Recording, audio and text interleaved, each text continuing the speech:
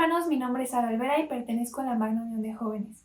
Para empezar esta práctica enseñanza les voy a compartir un versículo. Está en número 6 del 24 al 26.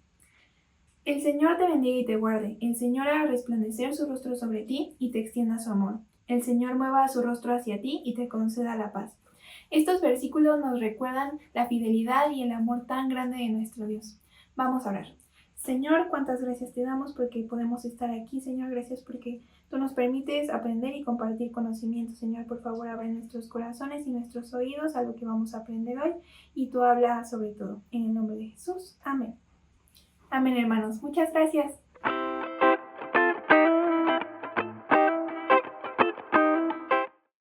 Hola a todos, sean bienvenidos a este devocional para las enseñanzas. Yo soy Barry y pues bueno, vamos a orar para empezar. Amado Señor, muchísimas gracias por la bendición de tu palabra, muchísimas gracias por la bendición que tenemos de poder estudiarla libremente y de poder seguir disfrutando, de poder buscarte, Señor. Te pedimos en esta hora que por favor tú nos hagas sensibles a tu voz y que sobre todo nos permitas entender qué es lo que quieres para nosotros, Señor. Quita cualquier distracción de nuestra mente, de nuestro corazón y por favor, haznos sensibles a lo que tú quieras enseñarnos y mostrarnos el día de hoy. Te amamos y bendecimos en nombre de tu Hijo amado Cristo Jesús. Amén. Bien, el devocional del día de hoy se titula Cristo transforma mi llamado. Y para empezar me gustaría lanzar la siguiente pregunta. ¿Alguna vez han visto el proceso que tiene de reciclaje una botella? A mí esos procesos se me hacen una cosa absurdamente loca. Se me hace una de las cosas más interesantes porque para empezar, requieres un muy buen ojo para analizar qué botella realmente te va a funcionar, sea de plástico, sea de vidrio, lo que sea. Separarla, limpiarla, cortarla, muchas veces incluso hasta volver a hacerla para ser transformado en algo completamente útil, bello, completamente diferente del pedazo de basura que encontraron en un vertedero o en la calle o donde sea, ¿no? Es muy bonita esa parte. Bueno. Lo mismo pasa con cada uno de nosotros. Jesús no solo nos salva, nos rescata, sino que también nos da un nuevo propósito, nos transforma. Entonces, eso es justamente lo que pasa con la vida de Pablo, que va a ser el personaje que vamos a estudiar el día de hoy. Y la cita que nos toca justamente para este devocional es Hechos capítulo 9 versículo 15, que dice así: el Señor le dijo, ve porque instrumento escogido me es este, para llevar mi nombre en presencia de los gentiles y de los reyes y de los hijos de Israel. Repito la cita, Hechos 9:15. A lo mejor al momento de leer, si no eres asiduo lector de la Biblia, pues te puedes quedar como de, bueno, no entendí qué onda, qué está pasando, qué me están diciendo, ¿no? Entonces, vamos a dar contexto, pero antes de, me gustaría lanzar la siguiente pregunta. ¿Qué pasaría si Dios te pidiera usar tu vida en el área donde menos pensaste ser útil? En mi caso, por ejemplo, vamos a ponerlo, es la pintura.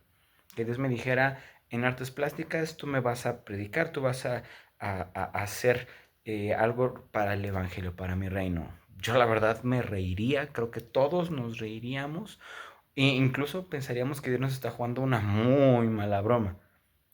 Pero es muy curioso que a lo largo de la Biblia encontramos que Dios eso es en lo que se caracteriza, eso es lo que justamente hace a Moisés, lo capacitó en algo que no era bueno, y a muchos otros personajes, y uno de ellos es Pablo. Justamente es lo que vamos a ver el día de hoy. Pero como les dije, primero necesitamos ver el contexto. Antes de que pues llegamos a todo esto, vamos a darles un contexto súper rápido. Pablo, antes de ser Pablo, originalmente se llamaba Saulo. Era perseguidor de cristianos, era mata cristianos y tenía una gran reputación dentro de la sinagoga, de la iglesia judía. Era alguien muy importante. Y asimismo, dentro del cristianismo, era importante porque le tenían terror. Repito, era matacristianos, era perseguidor de cristianos. Sin embargo, llega el momento en el que Saulo tiene un encuentro personal con Jesús y literalmente encuentro personal de tú a tú. Y gracias a esto queda ciego y es redimido y se convierte en el escritor de más de la mitad del Nuevo Testamento. Todo esto lo podemos encontrar dentro del capítulo 9, pero quiero ahora sí que ir un poco más rápido, entonces esto pues lo pueden leer con tranquilidad en su casa y pues para, como dije, ir más rápido, quiero desarrollar todo esto en tres partes. La primera, el antes de Pablo. Él respiraba amenazas, él transpiraba muerte contra la iglesia, totalmente. Y ahí, en ese antes, es donde nosotros podemos ver reflejada nuestra propia vida antes de tener un encuentro personal con Dios. ¿Cómo? Con decisiones tomadas sin dirección, con infelicidad disfrazada de placer momentáneo, con caminos que solo nos llevan a vacío y más vacío, con pasiones y motivaciones completamente desviadas, con caminos que pues simplemente nos llevan hacia una causa equivocada o incluso a defender cosas sin entendimiento. Entonces, eso es lo que estaba viviendo Pablo. En esta porción que nosotros estamos leyendo, es donde justamente podemos encontrar que es donde estaba Pablo. En esa misma posición en que estamos nosotros es donde estaba Pablo, el escritor de más de la mitad del Nuevo Testamento. Y es muy interesante cómo Dios hizo un cambio de 180 grados. Así que he aquí la primera enseñanza. Jesús puede redirigir nuestra historia y darnos un nuevo sentido. Aprendamos a rendir nuestro pasado ante Dios para permitirle transformar nuestra historia en una nueva dirección llena de propósito. Segundo punto, el encuentro con Cristo. En esta parte, Saulo le pasa, hay que hacer la aclaración, todavía es Saulo, aún no es Pablo, Saulo le pasa algo digno de una película de aliens, de terror, de una película completamente de ciencia ficción. De la nada fue derribado por una luz del cielo, sin saber de dónde ni qué onda que estaba pasando. Escucha una voz de Jesús mismo que le dice: Saulo, Saulo, ¿por qué me persigues? No sé ustedes, pero a mí me llega a pasar una cosa de esas y termino mal, termino realmente aterrorizado. No obstante, creo yo que Jesús conocía tan a la perfección a Pablo que sabía que no había otro método para que él prestara atención. A lo mejor ya se había presentado de algunas otras formas y Pablo no había prestado atención. Y Jesús sabía de, ¿sabes qué? Tengo que actuar de esta forma porque si no este cuate no va a hacer absolutamente nada.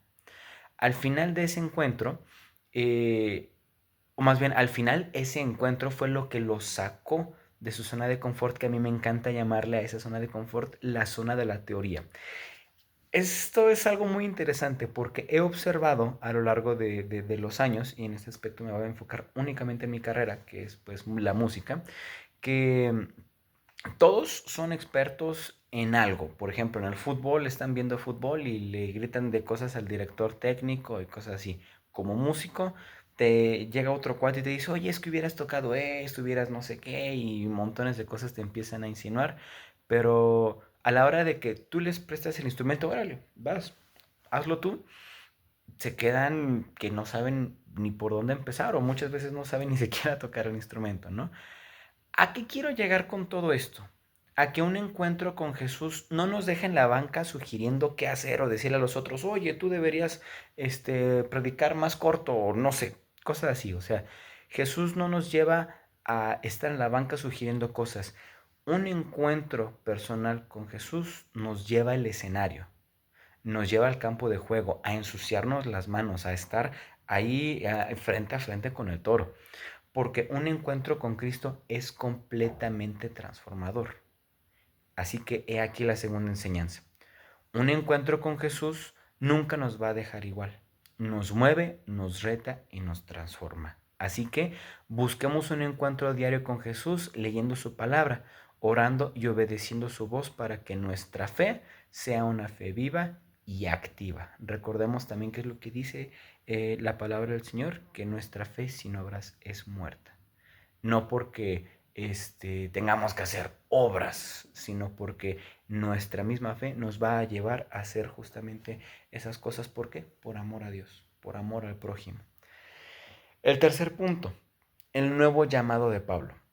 Cuando Dios le reveló a Ananías que era un discípulo de Jesús como cada uno de nosotros, que Saulo ya no era un perseguidor ni asesino de cristianos, sino era su instrumento, sintió terror. Creo que cualquiera de nosotros lo hubiera sentido. Creo que es algo completamente natural, así que no lo juzguemos. Pero ahora no quiero hablar ni de Ananías ni de Pablo. Quiero hablar del pasado de Pablo, porque esta es una de las partes que se me hicieron más importantes y más bonitas. Desde el momento en el que Pablo queda ciego, irónicamente es el momento en el que Pablo realmente empieza a ver.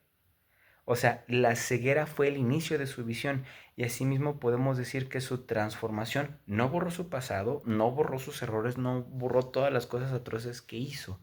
Al contrario, los potenció a algo todavía mejor, algo precioso, porque lo transformó para poder ser usados para la gloria de Dios. Y eso es algo que solo Dios puede hacer y eso es algo precioso. Su ceguera fue el inicio de una nueva visión.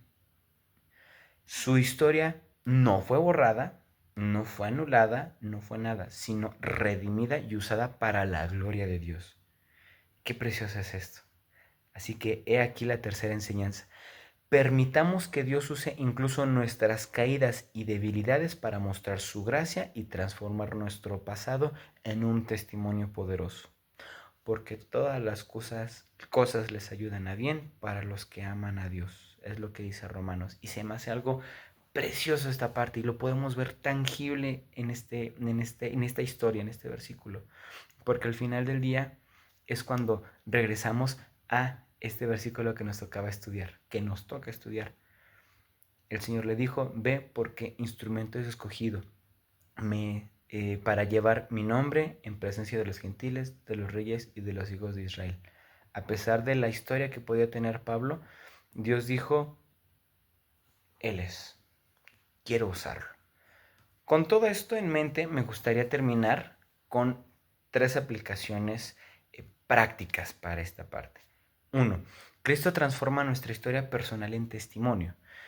Hay etapas en nuestra vida, creo que todos, es natural, seas chico, seas grande, seas mediano, seas quien seas, creo que hay momentos en nuestra vida que nos gustaría borrar, que nos encantaría que no existieran, que de repente, ¡pup!, no pasó nada. Pero Dios no usa borradores. Dios no usa borradores, usa su gracia. Y eso es algo maravilloso, porque Él toma nuestras caídas y nuestros errores y hasta nuestros pecados más atroces para escribir una historia nueva, una historia de gracia, una historia de amor, una historia de redención. Lo que fue dolor ahora puede ser testimonio y eso es algo completa y totalmente precioso. Así como Pablo pasó de ser un perseguidor de cristianos, pasó de ser un perseguidor a un predicador. Y cada error o cada herida que podemos vivir puede ser usado por Dios para mostrar su poder transformador. Repito, cada error, cada herida que vivimos puede ser usado por Dios para mostrar su poder transformador. Así que aprendamos a reconocer nuestra historia como una oportunidad para mostrar la fidelidad de Dios y compartámosla con otros para inspirar esperanza. Segundo punto, Cristo transforma nuestros dones y pasiones. El mismo Saulo usó, el mismo celo que usó Saulo para perseguir a los cristianos, lo usó para predicar. Dios no elimina lo que somos, Dios no anula nuestras pasiones, nuestras fortalezas, nuestro nada. Él simplemente redirige nuestras pasiones hacia su propósito. Tal vez tu talento para hablar, para enseñar, para servir, para cantar, para crear, para lo que sea, puede que sea la herramienta con la que Dios quiera alcanzar a otros.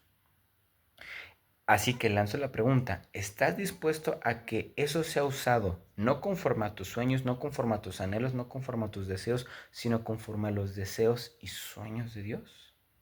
La pregunta para pensar. Así que decidamos entregar nuestros dones y pasiones al servicio de Cristo, buscando glorificarlo en cada cosa que hagamos. Y tercer punto, Cristo transforma nuestra influencia. Pablo fue llevado ante los gentiles, ante reyes, ante el pueblo de Israel, ante muchísima gente. Si vemos el perfil que Pablo nos presenta en alguna de sus cartas, vemos que el carnal estaba pesado, o sea, tenía contactos y de los meros buenos. Cosa muy interesante, que Dios usó esos contactos para alcanzar a otros. Con esto quiero llegar a este punto. tú también tienes un círculo de influencia que Dios quiere alcanzar a través de ti. Solo es cuestión de que atiendas el llamado. Comprometámonos a usar nuestra influencia para reflejar el carácter de Cristo y extender su amor a quienes nos rodean. Como último punto, ya para cerrar esto, me gustaría hacer un desafío. ¿Qué parte de nuestra vida necesita ser transformada para alinearse con el llamado de Dios? Es una pregunta contundente. ¿Qué parte de nuestra vida necesita ser transformada para alinearse con el llamado de Dios? Esta semana pensemos en alguna área, pensemos en alguna situación de nuestra vida que Dios quiere transformar. Nuestra historia, nuestras pasiones, nuestra influencia, cualquier parte. Escribamos una oración entregando esa parte a Él y compartámoslo con alguien para orar juntos. Orad sin cesar, dice también la Biblia. Así que, para finalizar, pidamos a Dios que transforme nuestra vida para que, al igual que Pablo, podamos vivir plenamente nuestro llamado. Vamos a orar. Amado Dios, muchísimas gracias porque, pues de todo lo que somos, Señor, tú tomas esos errores, ese pasado, eso que nos duele para hacer cosas preciosas, para hacer cosas completamente nuevas, Padre. Muchas gracias porque es por tu gracia y es por tu amor que podemos ser nuevas criaturas en ti, Señor. Te pedimos que por favor tú nos permitas cada vez pues ver nuestros errores y ver eso pues vergonzoso de nosotros como pues tú lo quieres ver por medio de tus ojos, Señor, como una herramienta para tu gracia, Señor. Muchísimas gracias por todo esto. Te pido que por favor nos bendigas y que nos des un bonito día, una bonita semana. Y muchas gracias por tanto amor, Padre. Te amamos y bendecimos. En nombre de tu Hijo amado Cristo Jesús. Amén. Chao.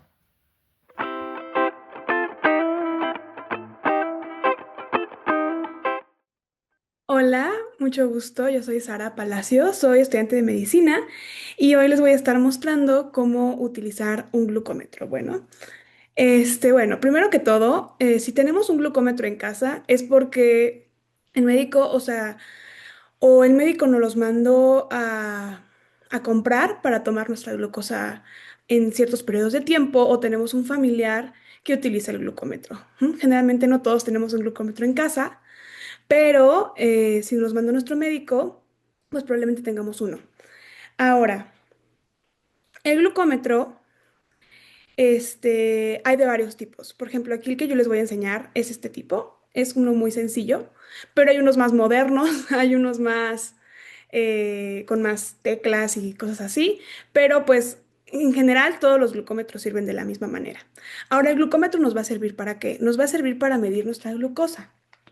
Ahora, muchas veces los pacientes son como principiantes en tomarse la glucosa porque es la primera vez que van a empezar a llevar un registro de su glucosa en ayunas y pues es importante que nosotros sepamos cómo hacerlo para ayudar a un familiar o simplemente si nosotros lo necesitamos también.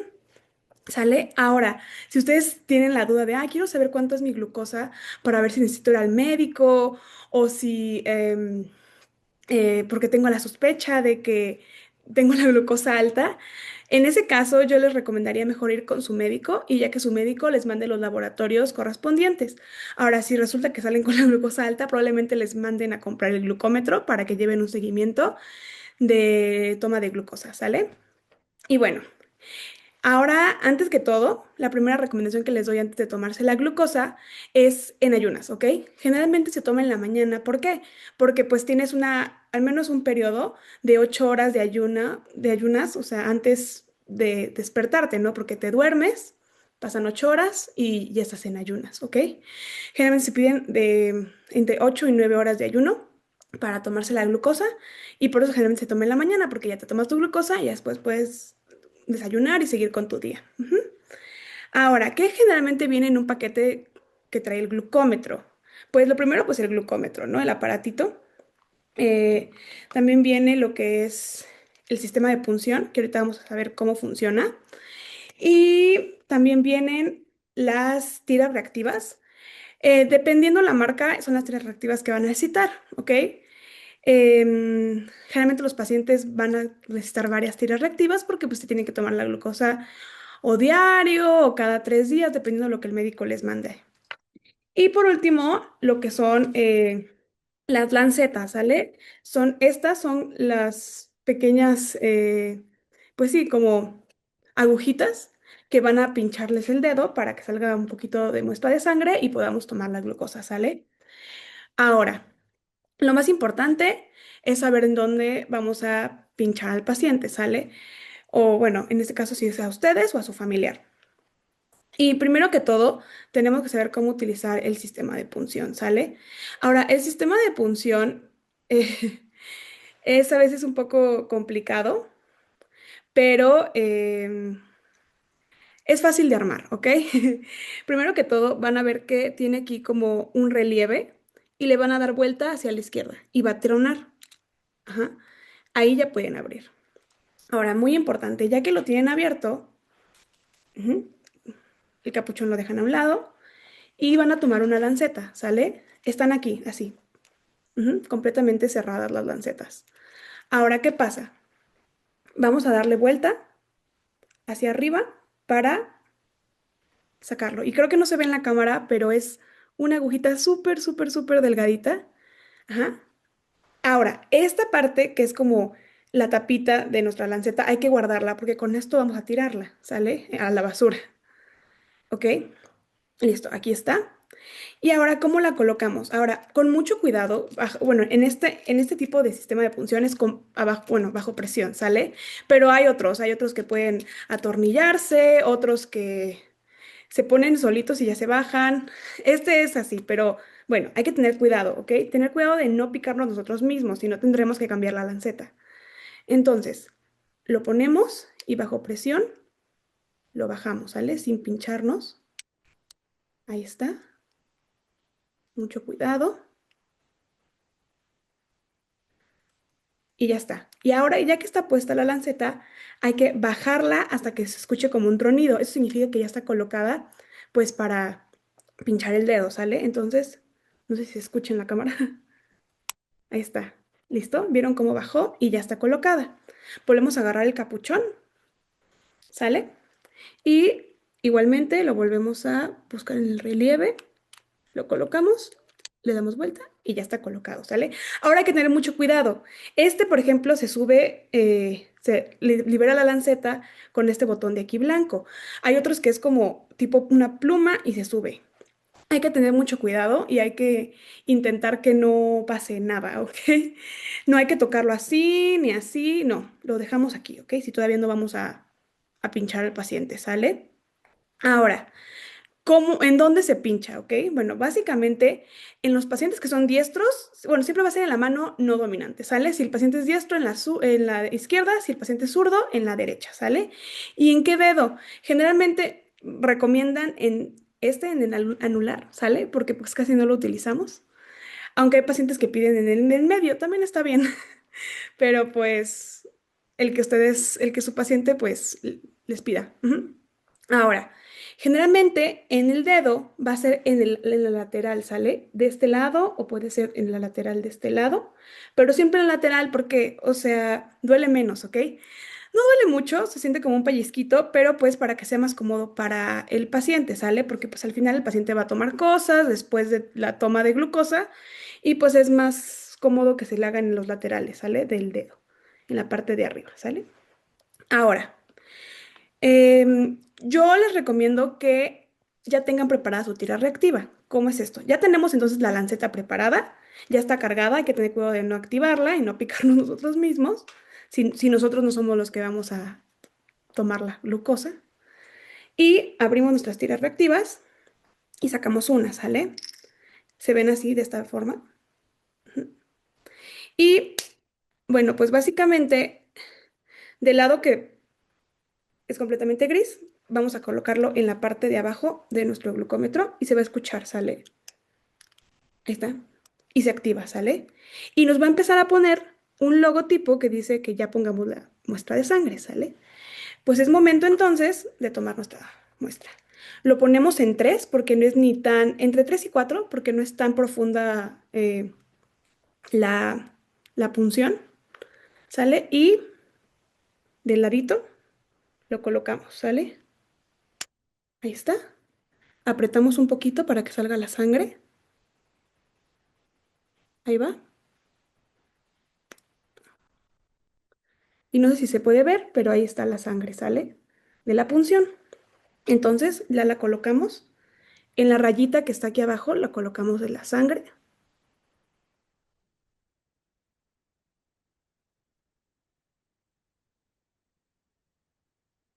Y empieza a hacer una cuenta regresiva que nos va a dar la glucosa, ¿sale?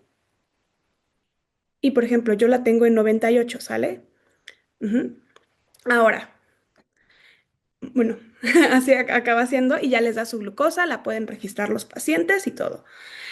Ahora, ¿cómo desechamos esto? Pues sacamos entonces nuestra tira reactiva, se apaga el glucómetro y esta, junto con la lanceta, ya se llaman residuos biológicos, ¿sale?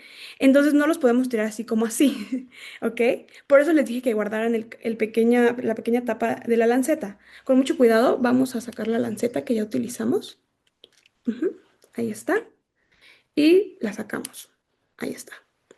¿Sale? Ahora, ¿cómo lo vamos a desechar?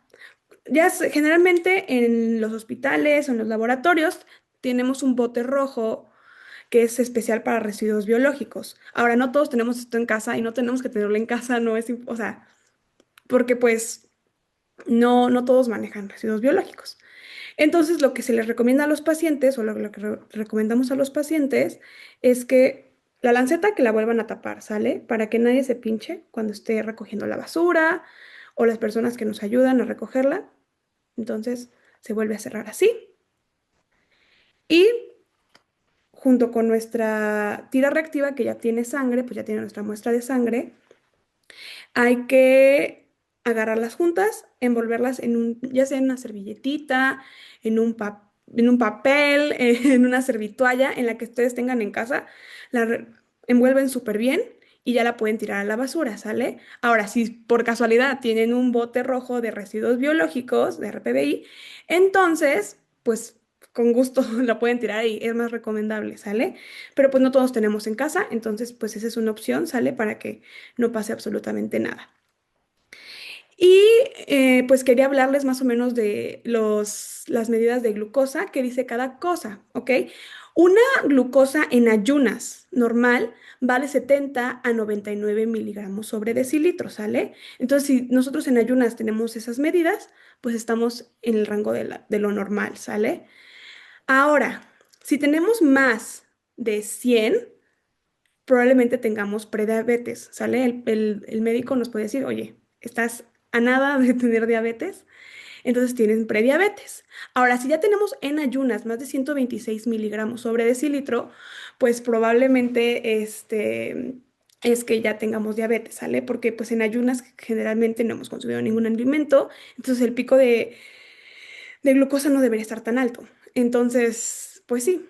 Entonces, así es como se toma la glucosa, es súper fácil, se dan cuenta. Al principio a los pacientes les da mucho miedo por la parte de la punción, pero no duele, se siente como un pellizquito y ya, miren, ya se paró de sangrar, entonces es muy sencillo, pero sí es muy importante que tomemos nuestra glucosa si tenemos, pues, sí, dudas o sospecha de que tenemos diabetes, ¿no? O que tenemos la glucosa alta y hay que checarlo siempre, siempre, siempre con nuestro médico de confianza o si ya quiere un especialista con un endocrinólogo, dependiendo, ¿no? Generalmente siempre se hace con el médico general o con el internista y pues sí, muy importante porque en México tenemos un alto nivel de diabetes, ¿sale? Y pues esto sería todo de mi parte. Muchas gracias.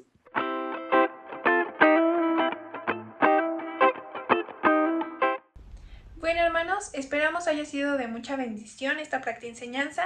No se olviden de seguirnos en nuestras redes sociales y los vemos pronto. Adiós.